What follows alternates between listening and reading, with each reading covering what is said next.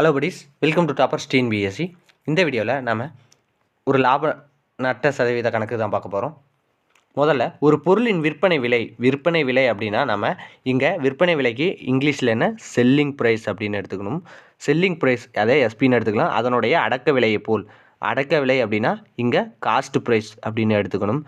போல் 8/5 மடங்கு அப்படின்னு இருக்குது. இதை ஈக்குவல் டு பண்ணாவே முடிஞ்சிடும். அதாவது செல்லிங் ப்ரைஸ் வந்து இஸ் ஈக்குவல் டு அடக்க விலையை போல் 8/5 மடங்கு அப்படின்னு எழுதிட்டுனாவே இதோட ஆன்சர் கிடச்சிரும். அதாவது இந்த சிபி செல்லிங் ப்ரைஸ் வந்து காஸ்ட் ப்ரைஸ் வந்து இந்த பக்கம் வந்துச்சுன்னா பெருக்கலுக்கு இந்த பக்கம் வந்துச்சுன்னா வகுத்தலாக மாறும். அப்போ CP is equal to SP divided by CP is equal to 8/5. அதாவது செல்லிங் ப்ரைஸ் விற்பனை விலை 8 பங்காகவும் அடக்க விலை 5 பங்காகவும் இருக்குது. அப்போ நீங்கள் சொல்லுங்கள், ஒரு பொருளை 5 ரூபாய்க்கு வாங்கி 8 ரூபாய்க்கு விற்கிறீங்க. காஸ்ட் ப்ரைஸ் அப்படின்னா 5 ரூபா இருக்கிற பொருளை 8 ரூபாய்க்கு விற்றீங்கன்னா உங்களுக்கு லாபம் கிடைக்குமா நட்டம் கிடைக்குமா? லாபம் தான் கிடைக்கும்.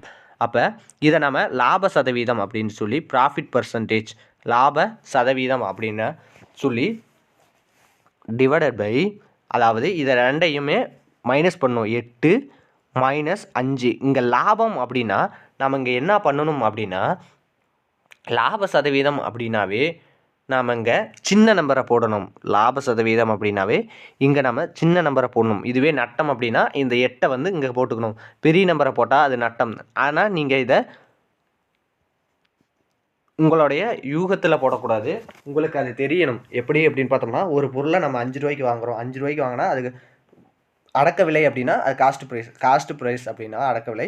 நம்ம ஒரு பொருளை 5 ரூபா இருக்கிற பொருளை 8 ரூபாய்க்கு விற்றோம்னா நம்மளுக்கு லாபம் கிடைக்குமா நட்டம் கிடைக்குமா அப்படின்னா 3 ரூபாங்கிறது நம்மளுடைய லாபம் அப்படின்னு ஞாபகம் வச்சுக்கணும். அப்போ இந்த 8லேருந்து 5 போனால் 3 டிவைடட் பை 5 பெருக்கல் 100.